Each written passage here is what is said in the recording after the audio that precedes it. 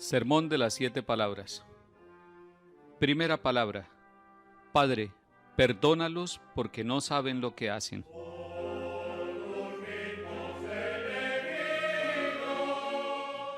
Nos cuenta la tradición que el dolor de la cruz de Jesús fue horrendo.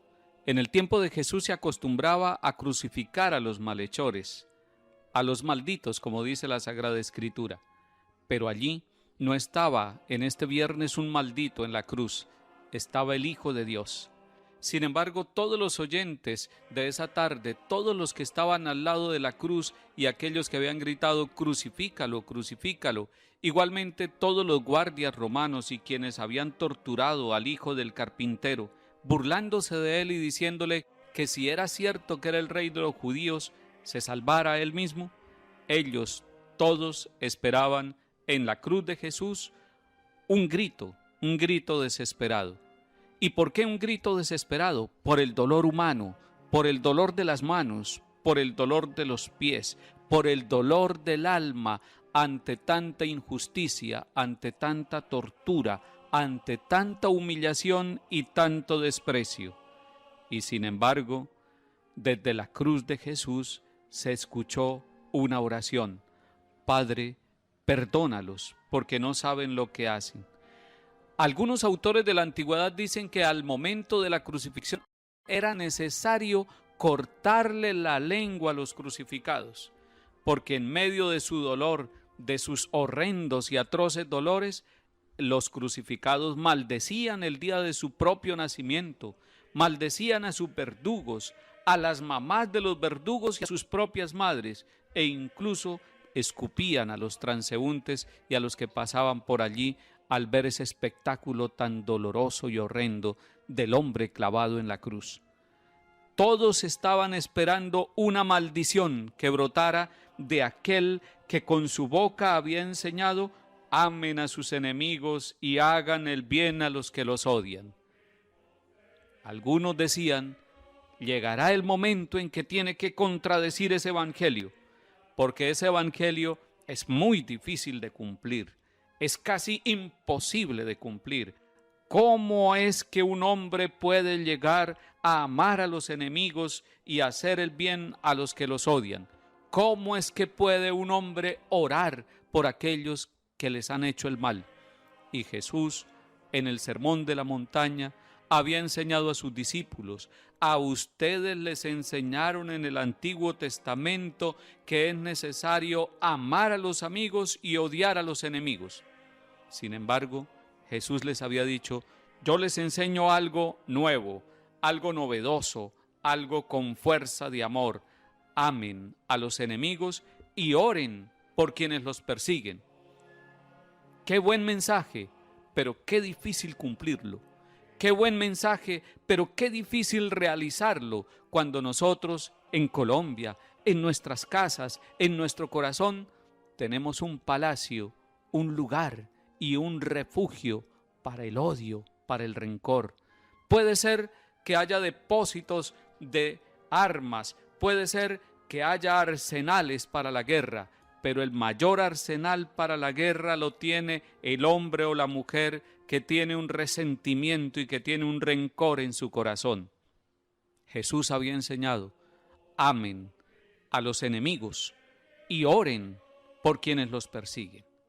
La tarde del Viernes Santo, entonces, toda la turba, aquellos que habían gritado crucifícalo, crucifícalo, el mismo Pilato, Herodes, Caifás, el traidor Judas y todos los demás estaban esperando que Jesús cayera en la desesperación, que cayera en el rencor, que cayera en el resentimiento, que cambiara la buena nueva del amor y del perdón a los enemigos por una palabra de maldición, de tortura, de desquite, de venganza contra aquellos que no habían reconocido a la luz del mundo, que vino a los suyos y los suyos no lo reconocieron.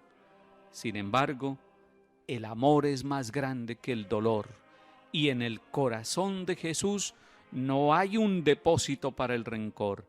En el corazón de Jesús hay una sobreabundancia, hay un torrente, hay un mar detenido, hay un río represado, un río de amor, un río de misericordia, un río de perdón. Y por eso en el Viernes Santo, en la tarde del dolor, en la tarde de la cruz, el Evangelio sigue vivo desde la cruz. El Evangelio sigue proclamándose desde la cruz y Jesús no maldice, sino que ora.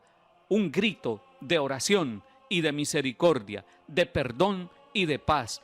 Padre, perdónalos, porque no saben lo que hacen. Qué bueno que en el corazón nuestro en este Viernes Santo también hubiera un desarme.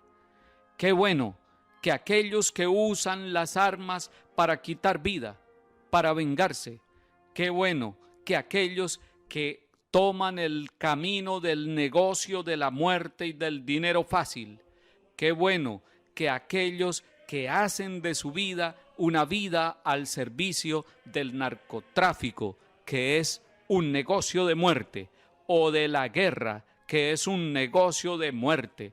¿Qué tal que en los corazones de los que están en los caminos de la muerte entrara Jesús para sacar el odio, para sacar el rencor, para quitar el corazón de piedra y para poner un corazón renovado en el espíritu, un corazón de carne que pueda decir a los demás también: Padre, perdónalos porque no saben lo que hacen? Si un día hombres y mujeres, católicos o no católicos, abren el corazón propio, el corazón endurecido, para el corazón nuevo y quitar el corazón envejecido, si ponen el corazón de Cristo en su corazón, si hablan como Él habló, si piensan como Él pensó, si viven como Él vivió, si oran como Él oró, podrán decir también: perdónalos, porque no saben lo que hacen.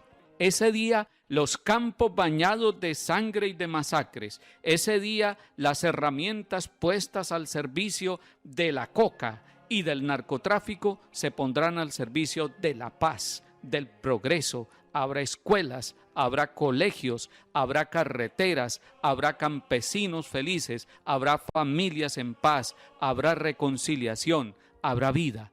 El secreto de la paz lo pone Jesús desde la cruz.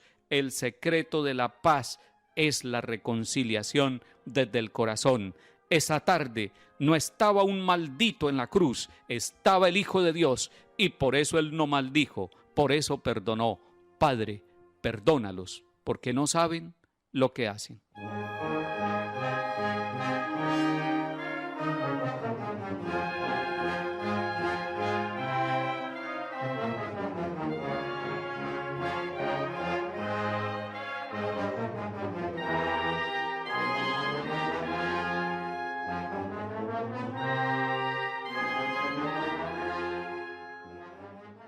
Segunda palabra. Hoy mismo estarás conmigo en el paraíso.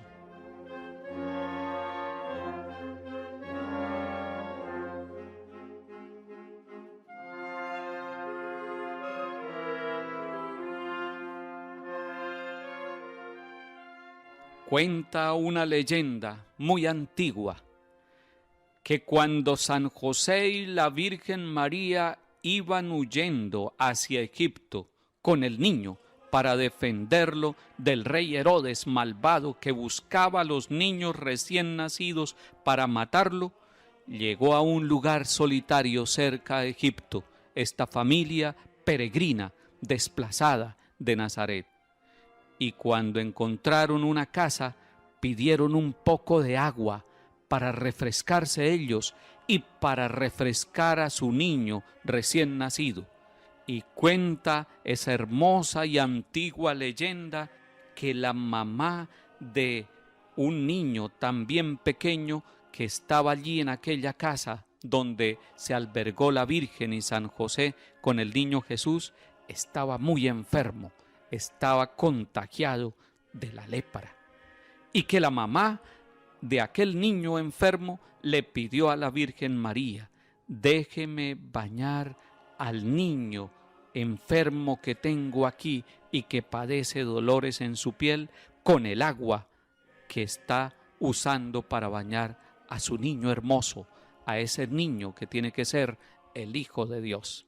Y mientras se bañaba el niño enfermo, se sanó. Y cuenta la historia que ese era Dimas, y que Dimas encontró a Jesús nuevamente en el camino de su vida allá en la cruz.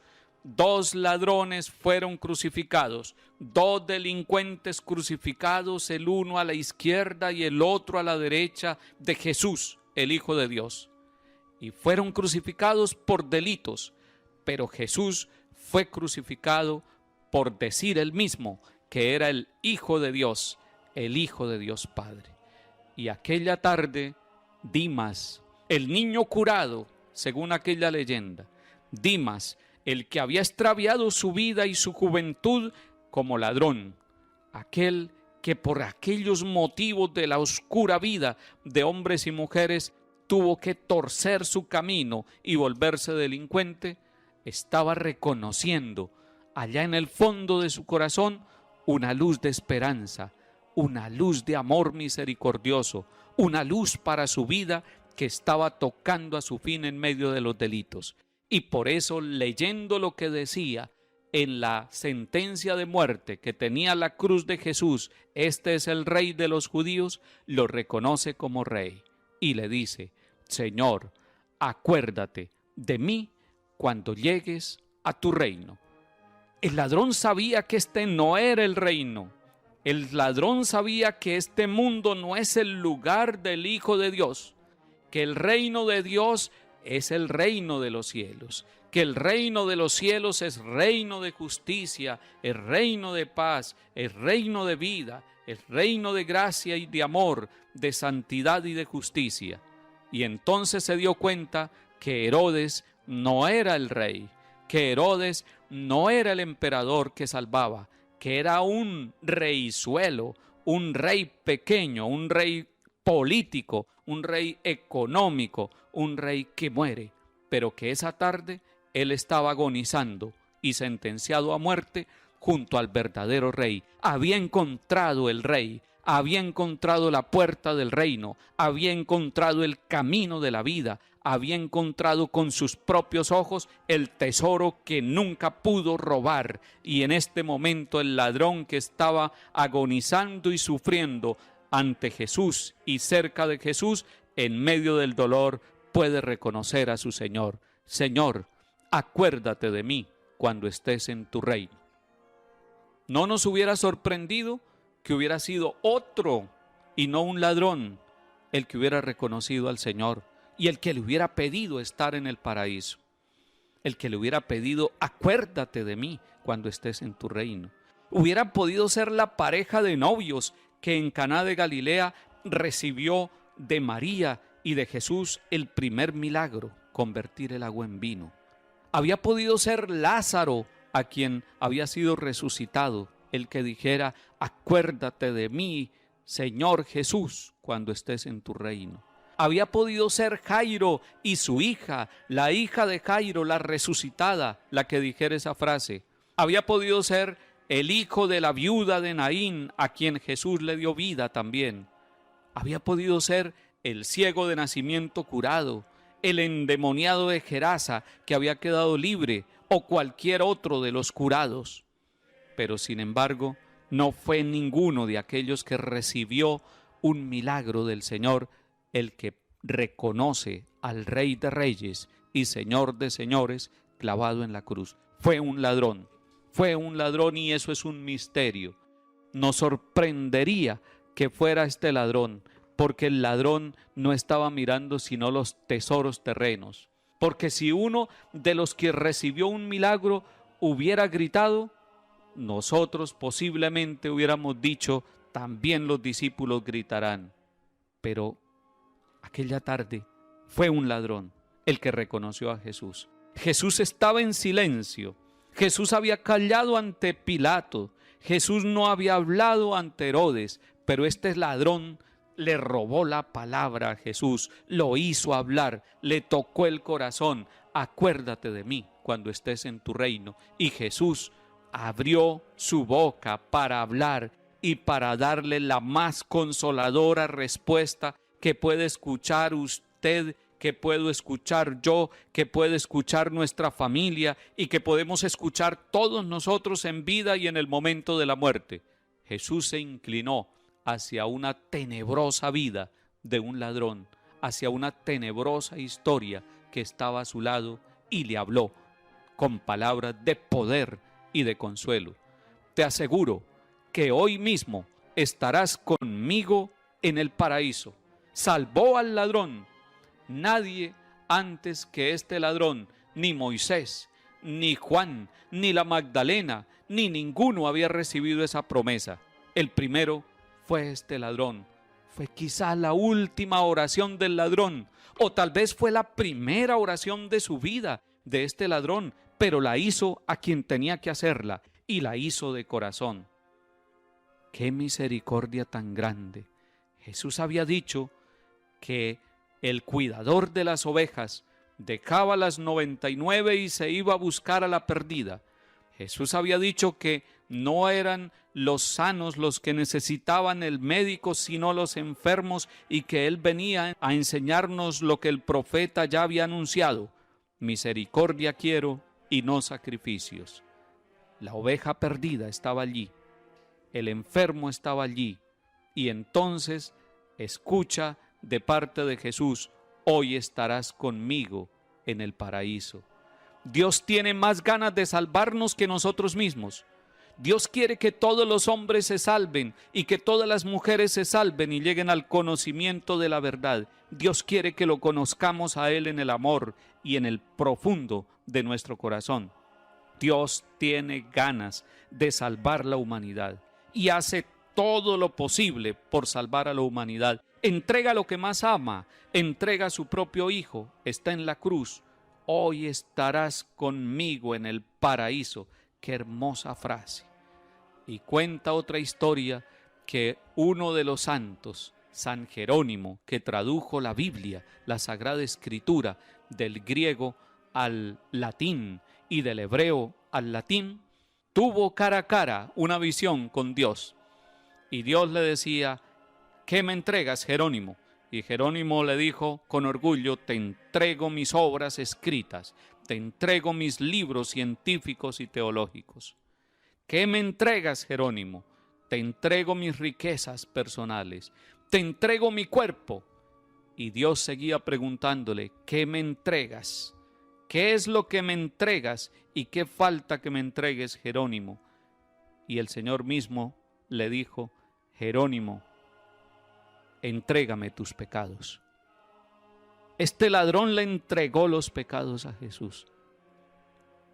Si usted, mi querido amigo o amiga, escucha las palabras de Jesús: entrégame lo que tienes, entrégale también tus miserias, entrégale tus dolores, entrégale tus pecados. Busca el sacramento de la reconciliación, busca el sacramento de la confesión y dile al Señor: aquí traigo mis miserias, aquí traigo mis vasijas llenas de pecados para cambiarlas por tu misericordia. Aquí traigo mi infierno para cambiarlo por el paraíso. Aquí traigo mis enfermedades para cambiarlas por salud. Aquí traigo mis maldades para cambiarlas por bondades.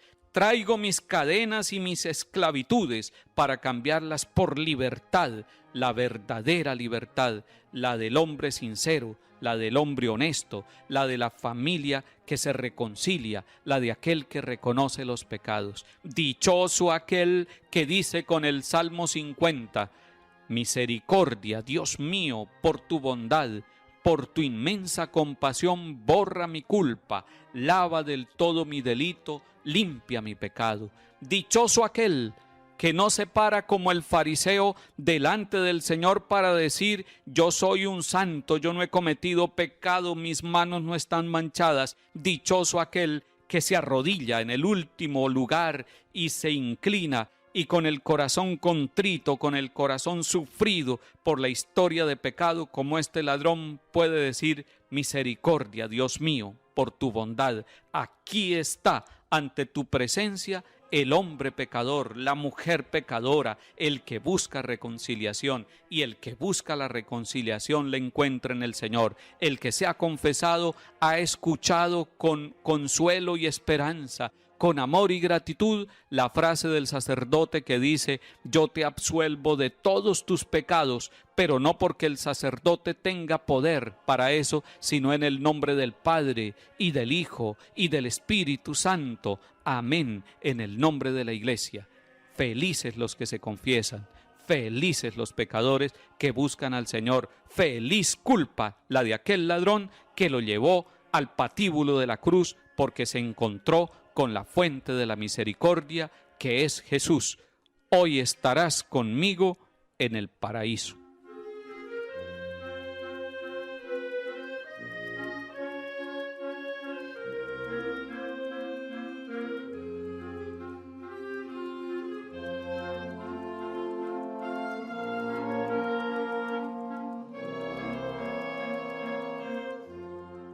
Tercera palabra.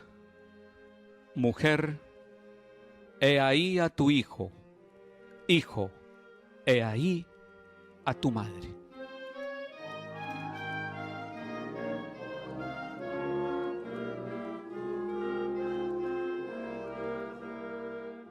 El día de la primera anunciación fue un ángel el que llegó a hablarle a la Virgen María.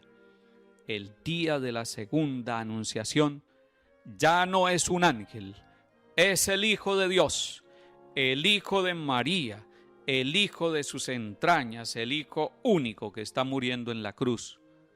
El día de la primera anunciación, un ángel pasó por delante de todas las reinas coronadas de este mundo, por frente a las casas de los palacios de mujeres poderosas, y llegó a una casa humilde de Nazaret, a la casa de José y de María, a la casa de un carpintero y de una mujer hermosa, de una mujer limpia y pura, elegida por Dios para ser la madre del Salvador. Ese día fue la primera anunciación y el ángel le dijo: vas a concebir y dar a luz un hijo y le pondrás por nombre Jesús, Emmanuel, que significa Dios con nosotros. Pero aquí, en la segunda anunciación, Jesús, muriendo en la cruz, está mirando con ojos de hijo y con ojos de Dios a María y le habla. Y esta es la segunda anunciación para María: Madre, he ahí a tu hijo. Hay una nueva Navidad junto a la cruz. Aquella Navidad primera fue en Belén, en medio de la pobreza, en medio del sufrimiento, en medio del dolor de aquellos que no tienen casa propia, en medio de aquellos que tienen que vivir por arriendo, y al Dios con nosotros, al Salvador del mundo, nacido en el vientre de María, nacido en el hogar de José, el de Nazaret, también le correspondió vivir por arriendo, sin casa propia. Llegó a este mundo en medio de la pobreza. Pero ahora, este segundo anuncio a María y esta segunda Navidad es una Navidad también en el dolor, es junto a la cruz. Jesús, el Hijo de Dios, le está diciendo a su Madre Santísima que va a engendrar un hijo y que va a ser madre de ahora en adelante de la Iglesia, de los apóstoles, de la humanidad, de todos los 5 continentes, de todas las razas. He ahí a tu hijo. Y María fue recibida por Juan, y Juan recibió a María. Hay algunos que se atreven a decir que la Santísima Virgen María no es virgen, que es imposible, pero la misma Sagrada Escritura los desmiente y los desarma y les aclara y les muestra la verdad. Es que nada es imposible para Dios, nada es imposible para Dios. Hay algunos que dicen María tuvo más hijos, y hoy quiero decirles que sí tuvo más hijos, que María tuvo más hijos, que los hijos de María somos nosotros. María no tuvo solamente a Jesús, sino que en Él nos tuvo a nosotros, millones y millones de hijos y de hijas a través de la historia. Y algunos que son capaces de negar la maternidad virginal de María tendrán que reconocer que María es madre de Cristo y es madre de la Iglesia, y que allá, junto a la cruz, te recibió, me recibió, nos recibió a nosotros como hijos de ella también. Dichoso tú que amas a María, dichoso tú que amas a aquella que te dio a luz un día y que es tu mamá, y que mamá solamente hay una en la tierra y una en el cielo. Dichoso tú que puedes mirar con ojos de hijo a María Santísima. He aquí a tu hijo, qué hermosa herencia. He ahí a tu madre, ella es nuestra madre, la recibimos en la cruz. Cómo me gusta ver a mamás en los distintos pueblos criando a sus hijos, acompañándolos, respetándoles la vida, no teniendo miedo a la maternidad, cumpliendo esa misión bellísima que Dios les ha dado. Cómo son valientes nuestras madres, cómo luchan en medio de la pobreza, cómo mantienen la alegría en medio de las limitaciones y del dolor. Felicitaciones, mamás de todas las edades, las mamás jóvenes, las mamás adultas, las mamás ancianas, las que ya murieron, que estén en el cielo. Qué hermosas, qué importantes, qué necesarias son las mamás. Pero qué tristeza cuando vemos mamás que asesinan a sus hijos en el vientre, y muchas veces presionadas por aquel que las embarazó, y muchas veces presionadas por el abandono de aquel irresponsable que no cumple la misión de ser papá y de ser esposo. Qué triste ver a las mujeres sometidas a la prostitución. Qué triste ver a las mujeres con camuflado de guerra y de violencia, porque si hay algo propio de la maternidad es la vida, y si hay algo propio de la guerra es la muerte. Yo prefiero a las mamás trabajadoras, a las mamás profesionales, a las mamás educadoras, a las mamás que respetan la vida, a las mamás que lo entregan todo, si es necesario, su propio corazón, su propio cuerpo, su salud y todo lo que tienen para cumplir la misión que Dios les ha confiado, la maternidad. Benditas mamás que están al pie de sus hijos en el dolor, en la enfermedad. Conozco a muchas mamás sufriendo porque ven a sus hijos enfermos. Conozco a muchas mamás sufriendo porque ven a sus hijos por caminos de muerte. Conozco a muchas mamás sufriendo porque se sienten abandonadas. Pero quiero decirles, en medio del dolor, en medio de la fatiga de ser mamás y del abandono y la pobreza, tienen una gran riqueza, tienen a María, porque ustedes, mamás, son hijas de María, la que recibimos en la cruz, la que nos dio Jesús allá en el Viernes Santo. Hijo, ahí tienes a tu madre. Nosotros no somos huérfanos, nosotros somos hijos de María, nosotros tenemos nuestra madre en el cielo, nosotros tenemos nuestro corazón puesto en ella, y un día recibiremos el abrazo tierno de mamá, y un día recibiremos el beso de María, y la miraremos cara a cara y le diremos: hermosa madre, oh María, madre mía, qué hermosa eres, gracias por estar junto a Jesús allí en la cruz, porque tú escuchaste, María, de la propia voz de tu Hijo amado, que nos estaba entregando a nosotros como hijos tuyos, los hijos de la Iglesia. Gracias, María, por ese infinito amor para con nosotros. Bendice a todas las familias de nuestra región. María Santísima, acompaña a papás y mamás para que cumplan esa misión de tener la vida, de respetar la vida, de acompañar la vida, de dar la vida, para que todos podamos crecer en una familia limpia, honesta y digna. Gracias, María, por acompañar a las mamás trabajadoras. Gracias, María, por acompañar a las mamás del campo y del pueblo. Gracias, María, por la alegría de tenerte como madre. Bendita seas por siempre. Amén.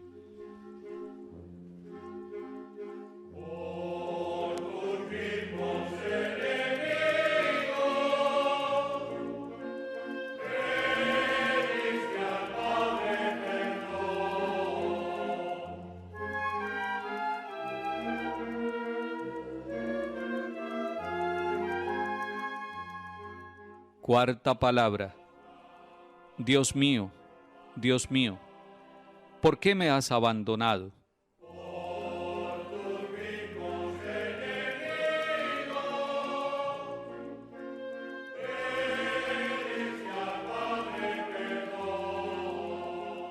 Jesús está orando con el Salmo 21 en la cruz.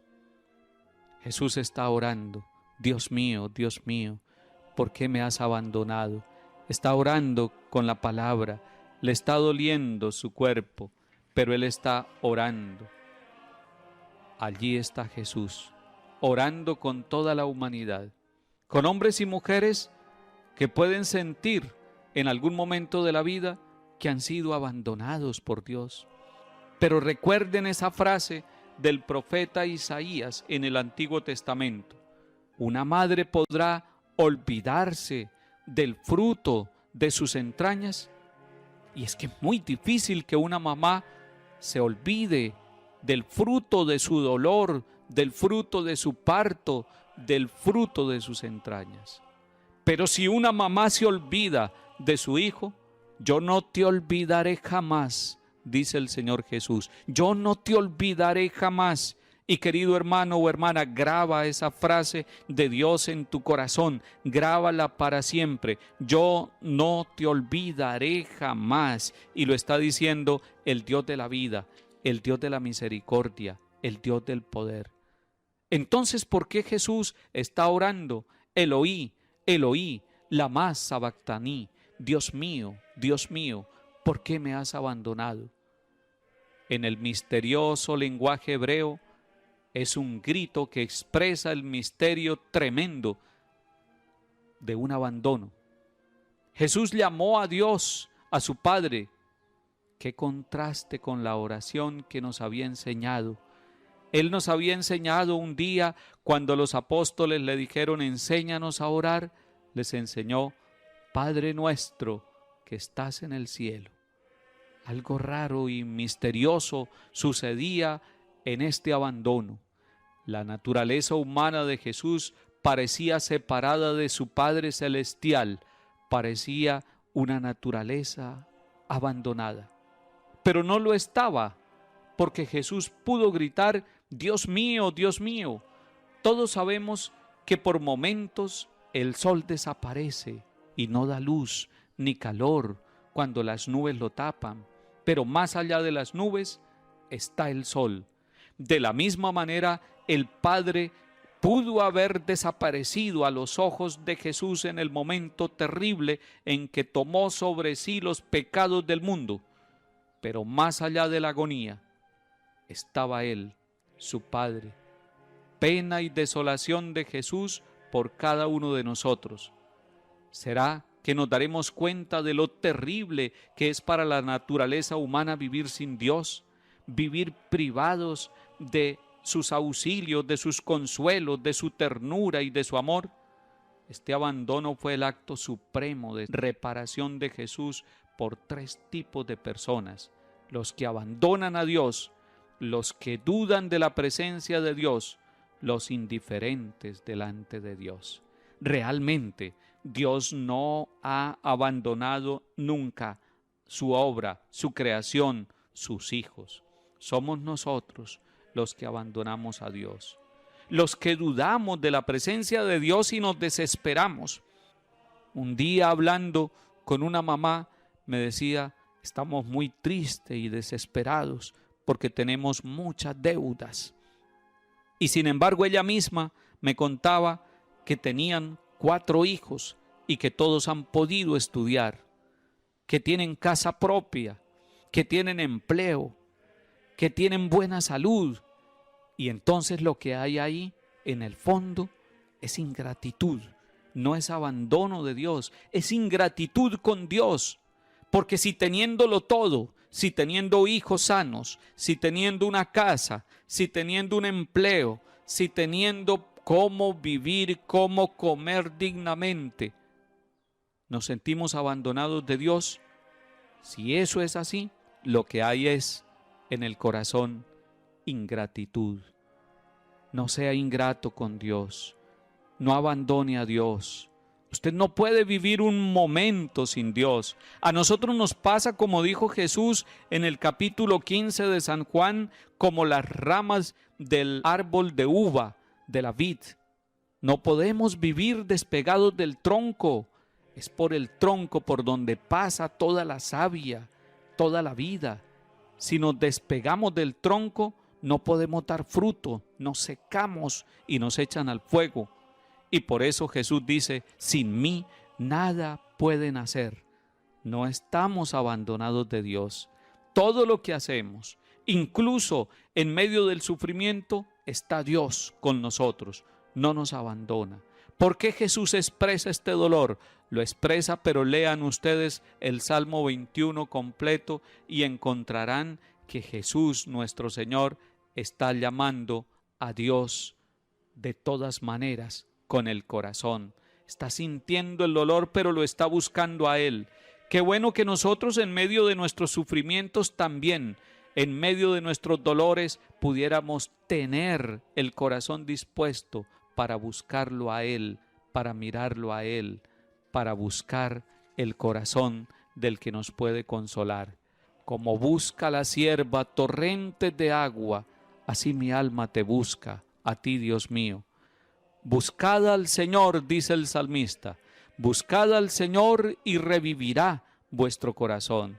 Puede ser que no haya escuelas adecuadas, o que haya escuelas pero abandonadas, sin unidades sanitarias, con pocos profesores. Puede ser que nuestras carreteras no nos permitan llegar con una ambulancia. Puede ser que no haya un hospital en nuestro corregimiento.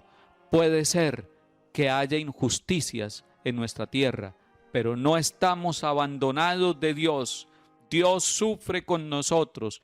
Dios acompaña nuestro sufrimiento. Dios vive y muere con nosotros. Dios está en esa casa pajiza, en esa casa de cartones, en ese lugar donde hay una olla para el arroz, donde hay pobreza, pero hay una confianza puesta en el Dios de la vida, en el Dios pan, en el Dios que acompaña. Padre, gracias porque no me has abandonado. Gracias, Padre, por mi hogar. Gracias, Padre, por mis manos. Gracias por mis ojos porque puedo ver. Gracias por la inteligencia que me has dado. Gracias por mis pies. Gracias incluso por mis dificultades y por mis luchas de cada día. Gracias porque siento todos los días el deseo de levantarme para agradarte, para buscarte, para encontrarte, para sentir tu voz, para sentir tu ánimo. Gracias porque en la vida y en la muerte tú eres mi Padre. Padre, me pongo en tus manos. Haz de mí lo que quieras, sea lo que sea, te doy gracias. Lo acepto todo con tal de que tu voluntad se cumpla en mí y en todas tus criaturas. No deseo nada más, Padre.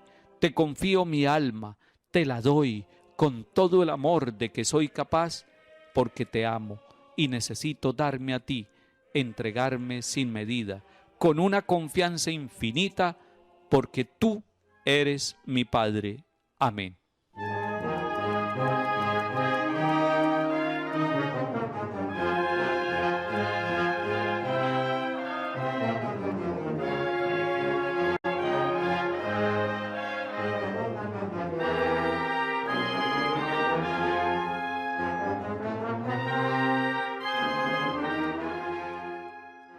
Quinta palabra. Tengo sed.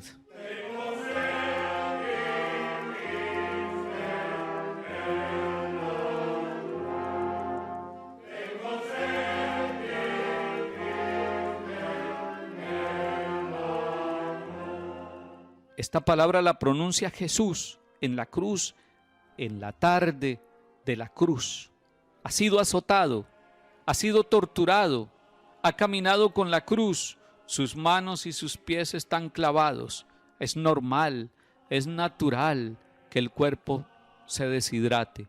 Es normal que un enfermo tenga sed. Es normal que un agonizante quiera refrescar sus labios, su lengua, su garganta. Y Jesús está sufriendo. Su cuerpo se está deshidratando. Su dolor llega al extremo. Tengo sed.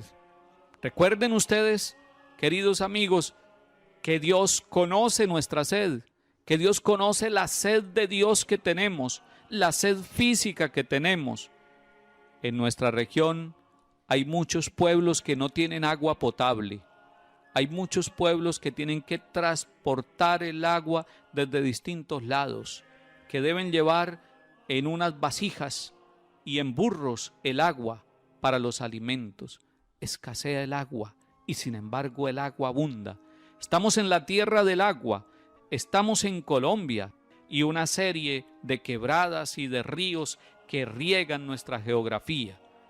Pero el agua es un don de Dios y hay que cuidarla. El agua es un recurso no renovable. Es necesario cuidar las fuentes de agua. Es necesario que haya justicia en nuestros gobernantes para que llegue el agua a las escuelas y colegios, para que llegue el agua a las veredas y corregimientos, para que todos los barrios de nuestras ciudades tengan agua, porque Dios creó el agua, nos dice el libro del Génesis. El pueblo de Israel, en su camino por el desierto, en su peregrinar de 40 años, también sintió sed y le reclamó a Moisés. Tenían hambre y sed, querían regresarse hacia la esclavitud, habían sido liberados por Dios portentosamente y habían cruzado el Mar Rojo a pie y habían muerto el faraón y sus mejores capitanes cuando las aguas se juntaron. El agua había sido signo de libertad. Pero cuando están en el desierto, sienten sed.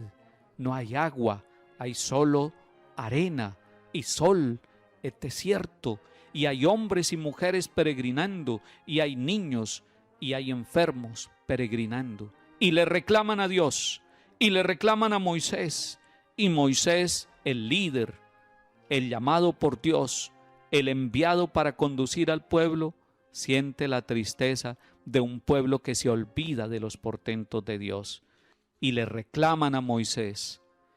Y Moisés convierte el reclamo del pueblo en oración y ora por el pueblo. Y Dios le dice en la oración a Moisés: este pueblo se olvida de todo lo que le he dado.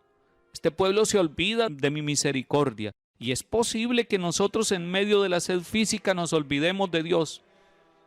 El pueblo recibe un signo. Moisés toca la roca y de esa roca brota el agua en el desierto.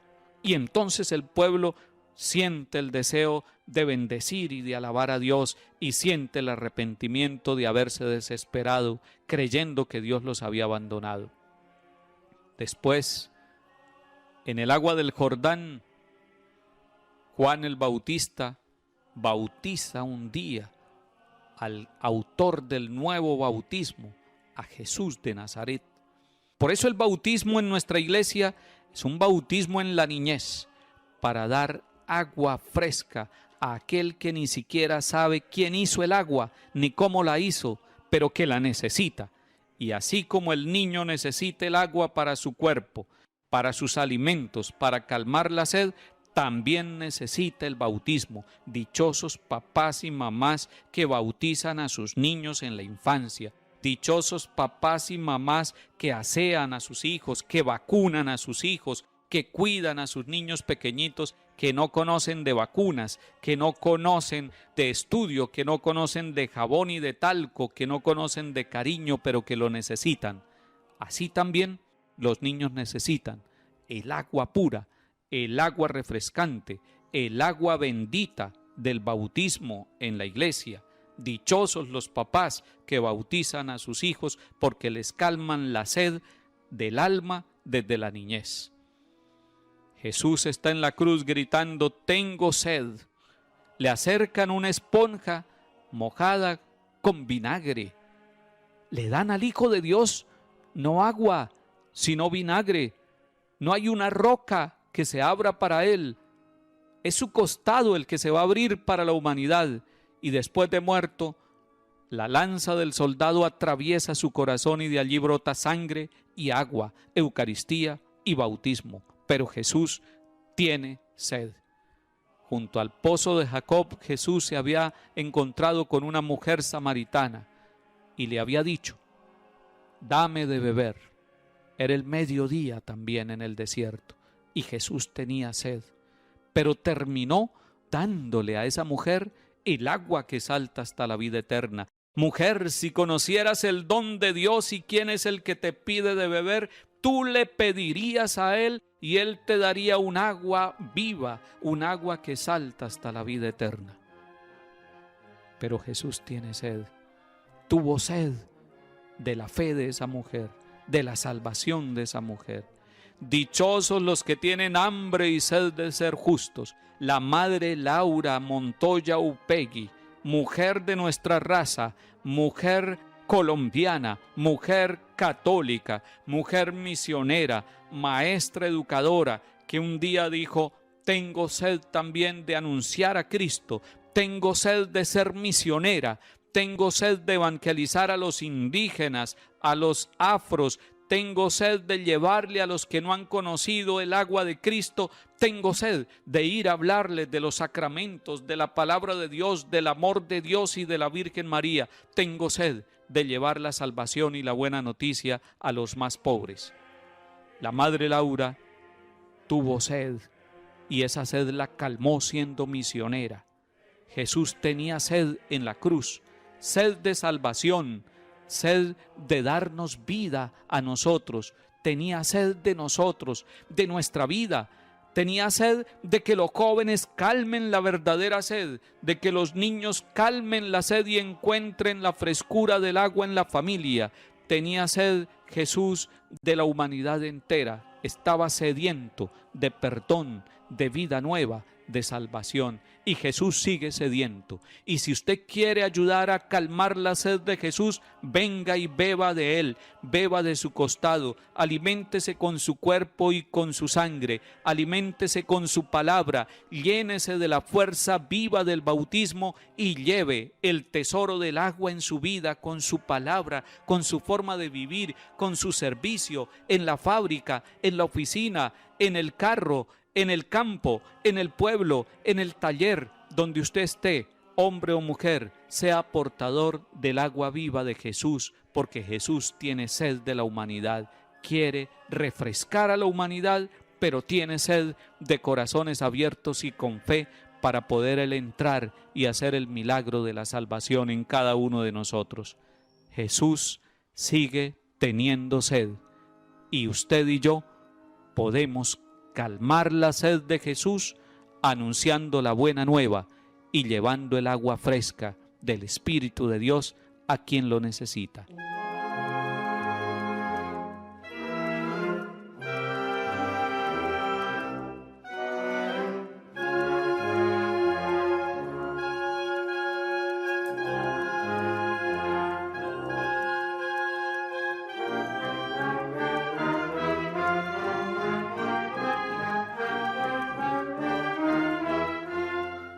Sexta palabra: todo se ha cumplido. En su divina misericordia, el Padre Celestial quiso devolver al hombre la gloria que tenía primero, y fijándose en que el retrato fuera igual al original, Dios, que había creado a imagen de su Dios, decidió mandarlo a la tierra para que la tierra viera una vez más la forma que Dios quiso dar al hombre. A fin de llevar a término esta labor, la omnipotencia divina usó elementos de derrota para obtener sus logros. Así participaron en la economía de la salvación, de la redención humana, las tres cosas que cooperaron en la caída de los primeros seres humanos: El obediente hombre Cristo se presentó en lugar del desobediente hombre Adán. La humilde Virgen de Nazaret reemplazó a la orgullosa mujer Eva. El árbol de la cruz reemplazó al árbol del jardín del Edén. Se estaba formando la nueva creación. Y allí en la cruz, Jesús, el nuevo Adán, el nuevo ser humano, y allí en la cruz, la nueva Eva, María, la obediente, la que le dijo sí a Dios. Y allí había ya un árbol, no del fruto del bien y del mal, sino el árbol de la cruz, donde iba a germinar la humanidad nueva. Qué misericordia tan grande, se estaba cumpliendo la misión de Jesús. Qué bueno es llevar la misión hasta las últimas consecuencias. Qué duro es muchas veces el camino para llegar a la meta. Pero Jesús está diciendo, todo está cumplido. Qué bueno que nosotros no dejemos a mitad de camino lo que hemos empezado. Qué bueno que el Señor Dios lleve a feliz término la obra que comenzó en nosotros, en usted y en mí, en cada uno de nosotros, en su familia y en el mundo entero. Qué bueno que nosotros podamos poner todo de nuestra parte y que al final de la vida podamos decir, todo está cumplido, Padre. Hemos cumplido, hemos sido obedientes, no hemos desobedecido tu plan de salvación y Jesucristo el Señor aprendió en medio del sufrimiento a ser obediente y porque obedeció a Dios Padre se rebajó hasta someterse a la muerte y una muerte de cruz, dice San Pablo en la carta a los Filipenses, y por eso Dios lo levantó y le dio el nombre sobre todo nombre, de modo que al nombre de Jesús toda rodilla se doble en el cielo y en la tierra. Fue la obediencia de Jesús la que lo llevó por la cruz a la luz, por la cruz a la salvación, por la cruz al cielo, por la cruz a la vida nueva. Todo está cumplido. Ha hecho todo bien Jesús. Pasó por el mundo haciendo el bien. El mismo Pilato no encontraba delito en este hombre. No sabía por qué condenarlo y sin embargo el pueblo le gritaba, crucifícalo, crucifícalo. Y la mujer de Pilato le mandó decir a su esposo el gobernador, deje en paz a ese hombre porque he tenido pesadillas con él toda la noche. Es un hombre justo. Pilato sabía que estaba condenando a un hombre justo. Pilato sabía que estaba quedando bien con la gente que lo presionaba a él como líder político, pero estaba quedando mal con su conciencia, con su esposa, con su familia, con Dios. Porque Jesús todo lo había hecho bien. Sanó a los enfermos, perdonó a los pecadores, a todos les dijo que Dios nos ama. Había hecho bien su obra y su misión. Qué hermoso es ver a un papá, a una mamá, jubilados, ancianos, canosos, sin salud muchas veces, pero con un corazón entero, diciendo, he cumplido la misión. Y generalmente la misión en la familia es grande. Es misión de ser esposo fiel. Es misión de ser papá amoroso, exigente, educador, de buen testimonio. Los casados saben que tienen esas dos grandes misiones. La misión de ser esposos, y se necesita mucha comprensión, mucho diálogo, mucho amor, pero sobre todo mucha oración para poder llegar hasta el final. Algunos por distintos motivos no logran llegar a la meta para decir todo está cumplido. Algunos se quedan a mitad de camino y se divorcian. Algunos se separan incluso peleados y los hijos ven esa tragedia de la separación de papá y mamá.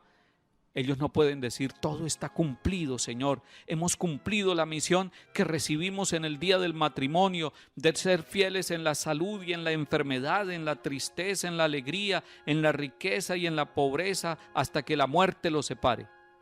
Hay algunos que no pueden decir todo está cumplido y lo he cumplido según tu voluntad. Hay algunos que tienen que decir todo está incumplido. Ustedes y yo tenemos una misión en la iglesia, en la sociedad, en la familia. Por favor, no dejen a mitad de camino, no se desanimen. Puede haber muchos motivos para desanimarse y dejar incompleta la misión. Pero miren al crucificado, porque el crucificado dice, todo está cumplido. Allí hubo obediencia. Allí estaba Jesús, el obediente, el nuevo Adán. Allí estaba María, la nueva Eva, la que dijo, hágase en mí según tu palabra. Allí está la cruz, el árbol de donde brota la vida para toda la humanidad. Entonces la cruz no es el lugar del maldito. La cruz es el lugar del Hijo de Dios que ha cumplido la misión del Padre. La cruz es el lugar del amor hasta el extremo. Nos dice San Juan en el Evangelio que leemos el Jueves Santo en la tarde, que Jesús, habiendo amado a los suyos, los amó hasta el extremo. Les lavó los pies a cada uno de ellos y se puso al servicio de ellos. Pero el Viernes Santo en la cruz hizo el mayor de los servicios a la humanidad entera. Cristo se hizo el diácono y el servidor de todos y sigue sirviéndonos desde la cruz. Entonces la cruz no es el lugar del maldito, sino el lugar del servidor que cumple la misión hasta el final, la misión del amor hasta el extremo, la misión de la fidelidad, la misión de la obediencia total al Padre. A Abraham, Dios le regaló un hijo en el hogar de su esposa Sara, a pesar de que ellos eran ancianos y estériles, porque para Dios nada es imposible.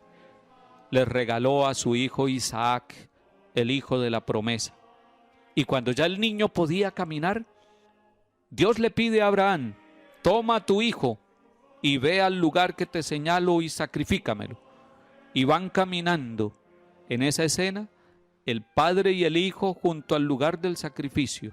Y el niño por el camino pregunta, tenemos la leña, tenemos el fuego, tenemos el cuchillo para el sacrificio, pero ¿dónde está el cordero? Dios le había pedido a Abraham que sacrificara lo que más amaba, que sacrificara a su hijo. Y Abraham se dispuso a entregarle el hijo al Dios que se lo había dado. Pero Dios le dijo, detente, Abraham, he probado la fe, tu obediencia, una fe total. Has estado dispuesto a entregarme lo que más amas, al hijo de la promesa, al hijo de la ancianidad, al hijo de Sara, a Isaac. Detente, no le haga daño al niño. Pero en la cruz de Jesús, el Padre Celestial fue mucho más allá que el mismo Abraham. El Padre Celestial entregó lo que más amaba, a su propio Hijo, por nosotros, por nuestra salvación. Todo está cumplido. Cumplió la misión de anunciar el reino. Cumplió la misión de llamar a sus discípulos, a Pedro, a Santiago y a Juan. Cumplió la misión de fundar la iglesia, pueblo nuevo de Dios. Cumplió la misión de enviarles el Espíritu Santo en Pentecostés, de darnos una madre en la Santísima Virgen María. Cumplió la misión en sus pocos años. Qué bueno que nosotros cumplamos nuestras misiones. Qué bueno que los servidores públicos cumplan su misión y no se adueñen del presupuesto de los más pobres. Qué bueno que los militares cumplan su misión y no violen los derechos humanos de los campesinos y de las víctimas de nuestra región. Qué bueno que nosotros los sacerdotes cumplamos nuestra misión y nos dediquemos a las obras de Dios, a las obras de la iglesia y del altar, a predicar el evangelio del reino, el evangelio de la paz. Qué bueno que nosotros los sacerdotes seamos fieles a nuestra misión a pesar de nuestras fragilidades. Qué bueno que papás y mamás, a pesar de la debilidad y de la fragilidad y del sufrimiento humano y de las propuestas que les pueden hacer en el día de hoy para que abandonen sus hogares, para que no cumplan la misión de esposos y de papás, puedan decir como Jesús, Padre, todo está cumplido.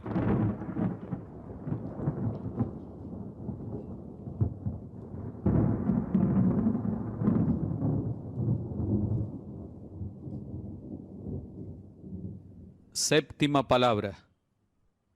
Padre, En tus manos encomiendo mi espíritu.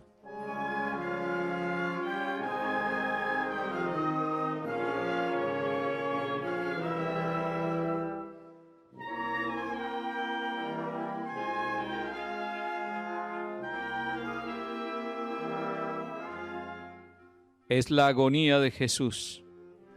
Y Jesús en la primera palabra había dicho: Padre, perdónalos porque no saben lo que hacen. Y en su última palabra está diciendo: Padre, en tus manos encomiendo mi espíritu. Y cuando los discípulos le pidieron: enséñanos a orar, él había dicho: cuando oren, no digan muchas palabras, digan Padre. Abba se decía en arameo. Jesús les enseñó y pronunció la palabra de Dios. Ya no lo llama Yahvé, no lo llama Yahvé Sebaot, el Dios de los ejércitos, no lo llama Elohim, no lo llama de ningún otro nombre, no lo llama Jehová, lo llama Padre, lo llama en arameo, la lengua de María y la lengua de José y la lengua de Jesús, lo llama Abba, Abba, Padre mío, Padrecito mío. Y así había empezado sus palabras, sus últimas palabras en la cruz. Abba, Padre, perdónalo, yo sé que tú eres el Dios de la misericordia. Y así termina también su última palabra. Abba, Padre, en tus manos encomiendo mi espíritu. Jesús había enseñado en el capítulo 15 de San Lucas, y léanlo ustedes, queridos hermanos, allá en sus casas. Lean el capítulo 15 de San Lucas. Él había enseñado que un padre tenía 2 hijos y que el hijo menor le pidió la parte de la herencia y se fue de la casa y la malgastó. Y que cuando llegó la crisis de este joven, empezó a pensar: dejaré estos malos caminos y estos vicios. Dejaré de comer como los cerdos. Me levantaré e iré a la casa de mi padre. Atención con eso.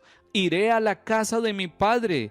Este hombre, este joven, en medio del error cometido, de su pecado de irse de la casa y de la cercanía del padre, guardaba en su corazón el recuerdo, el anhelo, la nostalgia del Padre, y esa nostalgia la sentimos nosotros, porque San Agustín nos dice: nos hiciste, Señor, para ti, y nuestra alma vive inquieta hasta que no descanse en ti.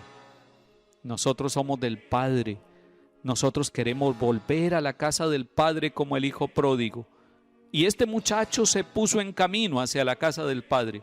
Se fue hacia la casa con todos sus harapos, oliendo mal por el pecado, porque el pecado hace oler mal a los jóvenes, hace oler mal a los adultos, el pecado hace oler mal a hombres y mujeres, a la humanidad entera.